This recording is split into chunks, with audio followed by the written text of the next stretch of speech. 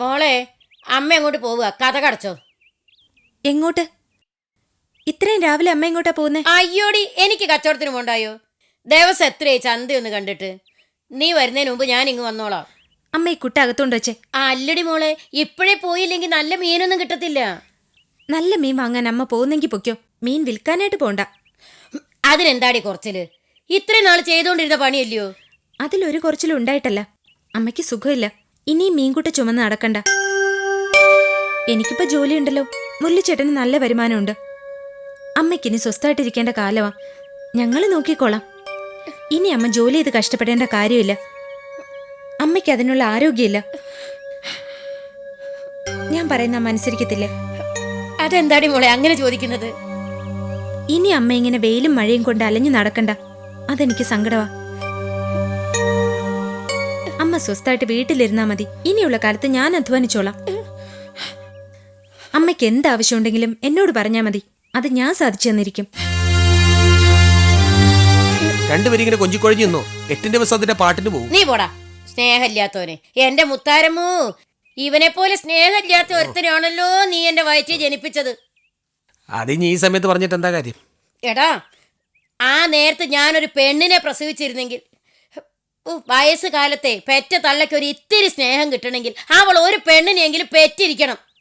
എന്നാ പിന്നെ അമ്മ വേഗം പോയി ഒരു പെണ്ണിനെ പ്രസവിക്കും. ചൂലെവിടെ അമ്മേ, അഹങ്കാരം പറയുന്നടാ ചെറ്റേ. ആ മോളെ, ഇവനെ ഞാൻ തല്ലി ശരിപ്പെടുത്തും. മുരളിച്ചേട്ടന് 2 തല്ലിന്റെ കുറവുണ്ട്. പക്ഷേ അമ്മയിപ്പ ഏതായാലും തല്ലാൻ നിൽക്കണ്ട. വൈകിട്ട് മതി. അല്ലെങ്കിൽ എന്റെ ബസ് പോവും. ആരും ഇല്ല ഇവിടെ. മുരളിയുടെ വീടല്ലേ ഇത്? ആരാ? ഞാനൊരു ഫിലിം പ്രൊഡ്യൂസറാ. എൻ്റെ ഒരു ഫ്രണ്ട് നിങ്ങളുടെ മിമിക്രി പ്രോഗ്രാം കണ്ടു. നല്ല അഭിനയമാണെന്ന് പറഞ്ഞു. സാറേ, സാറിന് ആള് തെറ്റിയോന്നൊരു സംശയം. സംശയമൊന്നും വേണ്ട. ഞാനൊരു പുതിയ പടം പിടിക്കുന്നു. അതിൽ ഹീറോയുടെ സുഹൃത്തായി ഒരു പുതുമുഖത്തെ അവതരിപ്പിക്കാനാ പ്ലാൻ. അത് മുരളി ചെയ്താൽ നന്നായിരിക്കുമെന്ന് എൻ്റെ ആ ഫ്രണ്ട് പറഞ്ഞു. എന്താ, സമ്മതമാണോ? സിനിമയിലോ? ഞാനോ? വലിയ റോളാണെന്നൊന്നും ഞാൻ പറയുന്നില്ല. 4-5 സീനേ ഉണ്ടാവൂ. പക്ഷേ ആ സീനുകൾ ശ്രദ്ധിക്കപ്പെടും. കാരണം ഹീറോയുടെ കൂട്ടുകാരനായിട്ടാണല്ലോ. ഹീറോ ആരാണെന്നോ? മഹേന്ദ്രദാസ്. അയ്യോ ദൈവമേ, ഞാൻ എന്ത് പറയാനാ? സൂപ്പർ സ്റ്റാർ മഹേന്ദ്രദാസിന്റെ അടുത്ത് നിൽക്കാൻ കഴിയുന്നത് തന്നെ മഹാഭാഗ്യമല്ലേ? പക്ഷെ എനിക്കതിനുള്ള അർഹതയുണ്ടോ? സമ്മതിക്കും മുരളിച്ചേട്ടാ. അർഹതയുള്ളതുകൊണ്ടല്ലേ പ്രൊഡ്യൂസർ അദ്ദേഹം ഇവിടെ വന്ന് മുരളിച്ചേട്ടനെ വിളിച്ചത്. സിനിമയല്ലടാ മോനെ, സമ്മതിക്കടാ. എന്റെ ഈ രൂപം സിനിമയ്ക്ക് പറ്റിയതാണോ സാർ? ഞാൻ വെറുതെ...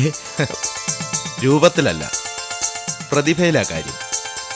മുരളി നല്ല കഴിവുള്ള പയ്യനാ. എനിക്ക് നല്ല പ്രതീക്ഷയുണ്ട്.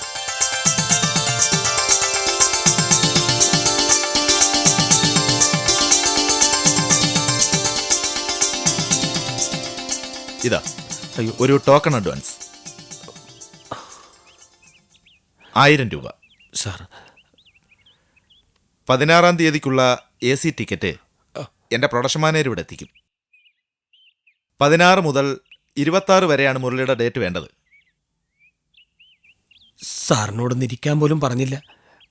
ഇരിക്കാനൊരു നല്ല കസേര പോലും ഇവിടെ ഇല്ല. ഓ, അതൊന്നും സാരമില്ലടോ. ഞാൻ പോയിട്ട് വരാം. ശരി, കാണാം.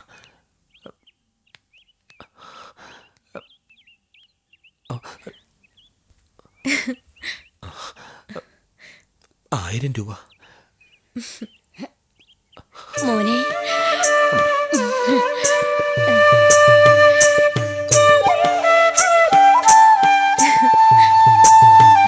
മോളെ,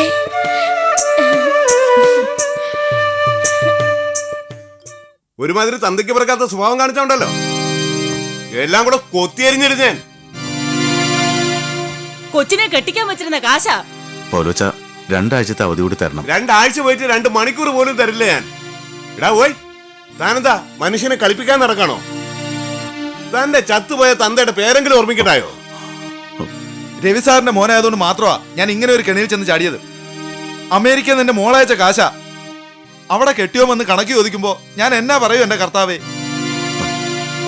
2 ആഴ്ച മരിച്ചുപോയ എൻ്റെ അച്ഛനാണ് 2 ആഴ്ച. ഇതെന്താ പ്രവീണെ, കഴിഞ്ഞ ആഴ്ച വന്നപ്പോഴും ഈ 2 ആഴ്ച കണക്കല്ലയോ പറഞ്ഞത്? അതെ, താൻ ഒരു കാര്യം ചെയ്യും, തൽക്കാലം ഈ വീട് വിറ്റിട്ട് കടം വീട്ടാൻ നോക്ക്. വെറുതെ ഞങ്ങളായിട്ട് വട്ടം കറക്കാതെ. അച്ഛൻ വെച്ച് തന്ന വീടാ. എന്ന് പറഞ്ഞാൽ എങ്ങനെയാ? താൻ കണ്ട ജാതിയാണെന്ന് കുടിച്ചു നശിപ്പിച്ചല്ലയോ? അച്ഛനോട് സ്നേഹമുള്ള മക്കളായിരുന്നെങ്കിൽ അങ്ങനെ ചെയ്യത്തില്ല. ഞാനിപ്പോ ഇറങ്ങുക, 2 ആഴ്ച. അതിനകം കാശ് തന്നില്ലെങ്കിൽ വാടോ. ഞാനും പോയേക്കാം, പക്ഷെ ഞാൻ നാളെ വരും. താൻ കാശ് തരുന്നത് വരെ വരും. പ്രവീണെ, എന്റെ കാര്യം എങ്ങനെയാ? ശരിയാക്കാൻ തോമസേട്ടാ, എന്നോട് ക്ഷമിക്കേ. ഇതൊക്കെ ഓരോ പരീക്ഷണമായിട്ട് കൂട്ടിക്കോ. പക്ഷേ കടം ധനമല്ല, എങ്ങനെയോ അത് വീട്ടണം. വീടും കൂടും ഒക്കെ പിന്നെ ഉണ്ടാക്കാം.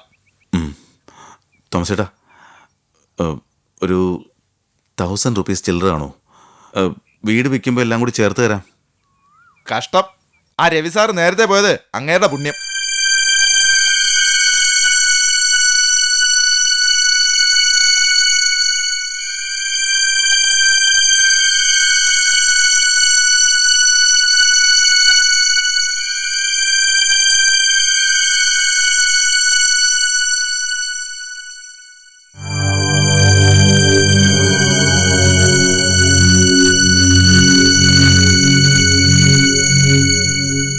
തൽക്കാലം ചെറിയ വേഷമാണ്, പക്ഷെ ഹീറോയുടെ ഫ്രണ്ടായിട്ടാവുമ്പോ വളരെയധികം ശ്രദ്ധിക്കപ്പെടും എന്നാ അങ്ങനെ പറഞ്ഞത്. ഓ, അങ്ങനെ ഏതായാലും ഒരുത്തം കൂടി സിനിമാക്കാരനായി. ഡേ മുരളി, നീ സിനിമയിൽ പച്ച പിടിച്ച എന്നെ നിന്റെ മാനേജരാക്കണം. എടാ, ഞാനോടൊന്ന് പച്ച പിടിച്ചോട്ടെ, ഞാൻ മാനേജരാവാം. പിഷാരടിയെ വേണമെങ്കിൽ നമുക്ക് ഡ്രൈവറാക്കാം. എടാ മുരളി, എല്ലാം നിന്റെ ഭാഗ്യം. ഈ വിനീത നിനക്ക് ഭാഗ്യം കൊണ്ടാണ് വന്നത്. എൻ്റെ മനസ്സ് പറയുന്നത് നീ ഒരു വലിയ താരമായിട്ട് ഉയരുമെന്നാണ്. ആർക്കറിയാം, നീ മറ്റൊരു ജഗദീഷ് ശ്രീകുമാർ ആവില്ലെന്ന്. ഒന്ന് വേർതിരി. അതിരിക്കട്ടെ, ഈ പടത്തിലെ ഹീറോ ആരാണ്? മഹേന്ദ്രരാജ്, സൂപ്പർ സ്റ്റാർ. ദൈവമേ, കോളടിച്ചല്ലേ. ഈ മഹേന്ദ്രരാജിനെ ഒന്ന് കാണാൻ കഴിയുന്ന മഹാഭാഗ്യമാണ്. അതെ, ഞങ്ങളൊരു വലിയ യാത്രയപ്പ് തരും, ഞങ്ങളുടെ ഒരു സന്തോഷത്തിന്. അതൊക്കെ ഓക്കെ. എന്താ, ഞാൻ ചെന്നിട്ട് നീ പിഷാരടിയും കൂടെ ഒരു ദിവസം അങ്ങോട്ട് വരണം. എവിടെ? നമുക്കവിടെ അടിച്ചു സെറ്റില്. പിന്നെ ഈ മുഖത്ത് പാൻ കേക്ക് ഇട്ട് കഴിയുമ്പോ നീ ഞങ്ങളെ മറന്നു കളയല്ലോ. ഞാൻ അങ്ങനെ മാറുമെന്ന് നീ വിചാരിക്കുന്നു? അപ്പോഴേ വിനീതേ, കഥയിൽ വലിയൊരു ടേണിംഗ് പോയിന്റ് വരാൻ പോവുകയാണ്. 2 പേരും കൂടെ ഞങ്ങളെ മറന്നു കളയല്ലേ. കൊറേ നേരം ആയല്ലോ, എന്തിനാ ഇങ്ങനെ കുറ്റിയടിച്ച പോലെ ഇവിടെ വന്നിരിക്കുന്നേ? നമ്മുടെ മരുമോനും സെക്രട്ടറിയും വരുമ്പോ സ്വീകരിക്കാൻ.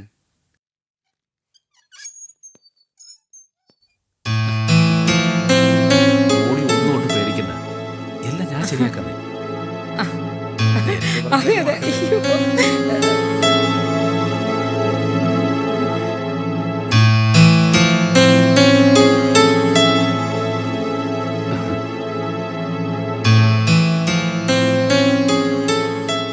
സോറി അച്ഛാ, അല്പം നേരത്തെ വരണമെന്ന് വിചാരിച്ചിരുന്നു, പറ്റിയില്ല. ഓഫീസിൽ പണിയുണ്ടായിരുന്നു. പിന്നെ ഒരു ചിട്ടിക്കമ്പനിയും ബ്ലേഡ് ബാങ്ക് നടത്തുമ്പോ പണി കാണത്തില്ലയോ മോനെ? എനിക്കതൊക്കെ പറഞ്ഞിട്ട് വേണോ മനസ്സിലാവാൻ? അങ്കിളെ ഒന്ന് മാറിക്കാൻ. ഡോളി മോൾ എങ്ങോട്ടാ? സാറിന്റെ പെട്ടി ബെഡ്റൂമിൽ കൊണ്ടുപോയി വെക്കാൻ. യമനെ, എന്താ? മോളെ, സാറിന്റെ പെട്ടി ഇങ്ങോട്ട് കൊടുക്ക. ഇത്രയും നേരം ഓഫീസിലിരുന്ന് പണിയെടുത്തിട്ട് നീ വേണോ ഇനി പെട്ടിയും ചുമക്കാൻ? യമനെ, നിനക്കെന്താ ഇവിടെ ജോലി? കൊണ്ടുപോയിക്കേ. എന്നാ പിന്നെ ഞാൻ പോയി സാറിന് ചായ എടുത്തോണ്ട് വരാം. ഏയ്, മോൾ ഇവിടെ നിക്ക്. ജയന്തി പോയി ചായ എടുക്ക. അല്ല, യമന വന്നല്ലോ, അപ്പൊ നീയും അമ്മയും പോയി ചായ എടുത്തോണ്ട് വാ. അല്ല, ഞാനും കൂടെ. അവക്കും വേണമല്ലോ എന്തെങ്കിലും ഒരു പണി. അങ്കിളിന് കുറച്ച് കാര്യങ്ങൾ പറയാനുണ്ട്. മോനെ പ്രമോദേ, നീ ഒരു വലിയ മനുഷ്യനാണ്. ഇന്നത്തെ കാലത്ത് സ്വന്തം ഓഫീസിലെ പെൺപിള്ളേരെ സ്വന്തം കുടുംബാംഗങ്ങളെ പോലെ സ്നേഹിക്കുന്ന മുതലാളിമാർ കുറവാ. എനിക്ക് നിന്നോട് വലിയ ബഹുമാനമാണ്. ഡോളി വന്നത് നീ പറഞ്ഞതുപോലെ വലിയ ഹെൽപ്പായി. പക്ഷെ ഈ ഹെൽപ്പ് ഓഫീസിലും വീട്ടിലും നീ സ്വീകരിച്ചാൽ ഒരു കുഴപ്പമുണ്ട്. നാളെ ഡോളി അങ്ങ് ജോലിയിൽ നിന്ന് പിരിഞ്ഞു പോയാൽ നീ ആകെ വിഷമിച്ചു പോകത്തില്ലേ? അങ്കിൾ ഞാൻ ഒരിക്കലും പ്രമോദ് സാറിനെ വിട്ട് പോകത്തില്ല. പോകത്തില്ല, അതെനിക്കറിയാം. അതെ, എന്നാലും ഓഫീസിൽ ഞാൻ പോയാലും അവിടെ വേറെ ആളുണ്ട്. ഉണ്ട്, പക്ഷെ വീട്ടിലോ? ശീലിച്ചു പോയൊരു ഹെൽപ്പ് ഇല്ലാതാവുമ്പോ ഈ പ്രമോദിന് വലിയ പ്രശ്നമാവത്തില്ലേ? അല്ല, നീ ആലോചിച്ച് നോക്ക്. ഓഫീസിൽ ഡോളിമോൾ പോയാലും വേറെ ആളുണ്ട്, വീട്ടിൽ വേറെ ആരുമില്ല. ജോലി ചെയ്യാതെ മടി പിടിച്ചിരിക്കുന്ന യമുനയ്ക്ക് അത് ചെയ്യാൻ പറ്റാതെ വരും. അപ്പൊ പ്രമോദ് പിന്നെയും വെള്ളത്തിലാവും. അതുകൊണ്ട് നേരത്തെ കാലത്തെ യമുനെ ആ ജോലികളൊക്കെ ശീലിപ്പിക്കുന്നതാ നിനക്കും അവക്കും നല്ലത്. ഈ പെട്ടി കൊണ്ടുപോകുന്നത്, ചായ കൊടുക്കുന്നത് ഒക്കെ യമുന ചെയ്യട്ടെ. ഡോളിമോൾക്കാണേലും അതാ സൗകര്യം. ഇഷ്ടമുള്ളപ്പോ പിരിഞ്ഞു പോവാമല്ലോ. അച്ഛൻ പറയുന്നത്? ഞാൻ പറയുന്നത് ഒരു വീട്ടില് സെക്രട്ടറിയും ഭാര്യയും കൂടെ വേണ്ടെന്നാ. ഒന്നുകിൽ സെക്രട്ടറി അല്ലെങ്കിൽ ഭാര്യ, അതാ അതിന്റെ മര്യാദ. പക്ഷെ അച്ഛാ, ഡോളിക്ക് ഞാൻ കാരണം വലിയൊരു പ്രശ്നം ഉണ്ടായതുകൊണ്ട് വർഗീസ് തിരിച്ചു വരുന്നതുവരെ എനിക്ക് മനസ്സിലാവും.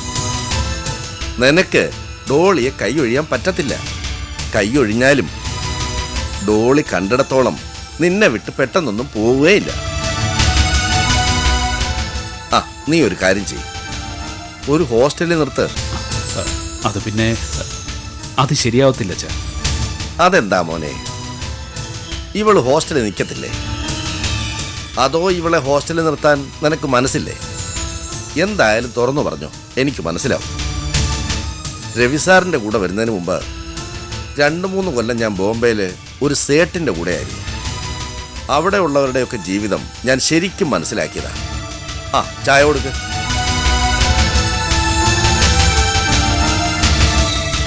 കുറച്ച് നാൾ സെക്രട്ടറി ആയിരിക്കുമ്പോൾ പിന്നെ മുതലാളിമാർക്ക് സെക്രട്ടറി ഏതാ ഭാര്യ ഏതാന്ന് സംശയം തോന്നും. നിനക്ക് അങ്ങനെ വല്ല സംശയം തോന്നി തുടങ്ങിയോ? ഉണ്ടെങ്കിൽ തുറന്നു പറ.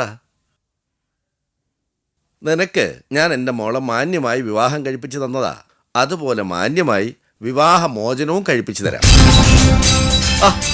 ഇപ്പൊ ഇതൊക്കെ വളരെ ഈസിയാണെന്നേ. 2 പേരും കൂടി ഒരാഴ്ച ഒന്ന് മെനക്കെടണമെന്നേ ഉള്ളൂ. അച്ഛനെന്താ ഇങ്ങനെ ക്രൂരമായിട്ട് സംസാരിക്കുന്നത്? ക്രൂരമായിട്ടല്ല, ഏറ്റവും സ്നേഹമായിട്ടാ പറയുന്നത്. രവിസാറിൻ്റെ മോന് വേറെ പെണ്ണ് കിട്ടാതിരുന്നതുകൊണ്ടാ എൻ്റെ മോളെ കൊടുക്കാൻ സാർ എന്നോട് ആവശ്യപ്പെട്ടത്. ഞാനൊന്നും മടിച്ചതാ, പക്ഷെ ആലോചിച്ചപ്പോൾ തോന്നി മിക്കവാറും ആൺപിള്ളേര് കുറെ തോന്നിയാസങ്ങളൊക്കെ കാണിക്കും. ഞാൻ എല്ലാം അന്വേഷിച്ച് ഉറപ്പിച്ചൊരു കല്യാണം നടത്തിയാലും അത് എൻ്റെ മോക്ക് സന്തോഷമായിരിക്കണമെന്നില്ല. അതുകൊണ്ട് ഞാൻ അവളോട് പറഞ്ഞു, കല്യാണത്തിന് മുമ്പുള്ളതൊക്കെ മുമ്പ്, അത് മറന്നേക്ക. ഇത് നിനക്ക് സമ്മതമാണോ? ആണെന്ന് അവൾ പറഞ്ഞു. കല്യാണം നടത്തി. അന്ന് രവിസാറ് ഈ വീടും പറമ്പും അവളുടെ പേരിൽ എഴുതി കൊടുത്തു. ഇനിയിപ്പോ നിനക്ക് സെക്രട്ടറി മതിയെങ്കിൽ നീ പൊയ്ക്കോ. നിങ്ങൾ 2 കൂടെ പോയി ഒരു വീടെടുത്ത് താമസിക്ക്. ഈ വീട്ടിൽ പറ്റത്തില്ല, കാരണം ഈ വീട് യമുനയുടേതാണല്ലോ. അല്ല, നമ്മൾ എല്ലാ വശവും നോക്കുമ്പോ നിയമവശവും നോക്കണമല്ലോ, അല്ലേ മോളെ? ഡോളിമോളെ, അങ്കിൾ പറഞ്ഞതൊക്കെ ഡോളിമോൾക്ക് മനസ്സിലായിട്ടുണ്ടല്ലോ. പ്രമോദിന് പതുക്കെ മനസ്സിലാവും. നീ അങ്ങനെയല്ല, പെട്ടെന്ന് പിടിച്ചെടുക്കും. ബുദ്ധിമതിയാ, അതുകൊണ്ട് പറയാ. അങ്കിളിന് നീ എൻ്റെ മോളെ പോലെയാ. എന്നെപ്പോലൊരച്ഛൻ നിനക്കും കാണുമെന്നാ എൻ്റെ പ്രതീക്ഷ. മോളൊരു കാര്യം ചെയ്യണം, എത്രയും വേഗം ഇവിടെ നിന്ന് മാറണം. എന്നെ ഇവിടുന്ന് ഇറക്കി വിടല്ലേ അങ്കിളെ. എന്റെ ഭർത്താവ് എന്നെ അടിച്ചിറക്കി വിട്ടിട്ടാ ഞാൻ ഇങ്ങോട്ട് വന്നത്. ഭർത്താവിനെ കാണാൻ അങ്കിൾ കൂടി വരാം, അവനോട് പറഞ്ഞ് കാര്യങ്ങൾ മനസ്സിലാക്കാം. കേട്ടില്ലേലേ അവന്റെ കൂമ്പിടിച്ചു വരുത്തി ഞാൻ സമ്മതിപ്പിക്കാം. എന്തു പറയുന്നു? ദേ, ഇപ്പോഴത്തെ ഈ രൂപം കണ്ടെന്നെ അളക്കരുത്. ഞാനൊരു പഴയ ഗുസ്തിക്കാരനാ, മർമ്മം നോക്കിയിടിക്കും, കേട്ടല്ലോ. വേണ്ട അങ്കിളെ, ഞാൻ നാളെ തന്നെ മാറിക്കൊള്ളാം.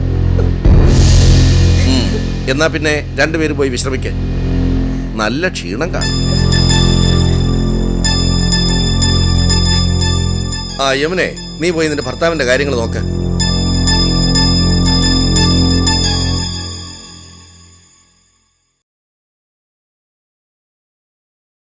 എന്താ ഇതിന്റെയൊക്കെ അർത്ഥം? ഒരർത്ഥമേ ഉള്ളടി. ഇതാണ് സംസാരസാഗരം. മനുഷ്യൻ തുഴഞ്ഞുകൊണ്ടേയിരിക്കണം. കര കണ്ടാലും കൊള്ളാം, ഇല്ലെങ്കിലും കൊള്ളാം, തുഴഞ്ഞുകൊണ്ടേയിരിക്കണം.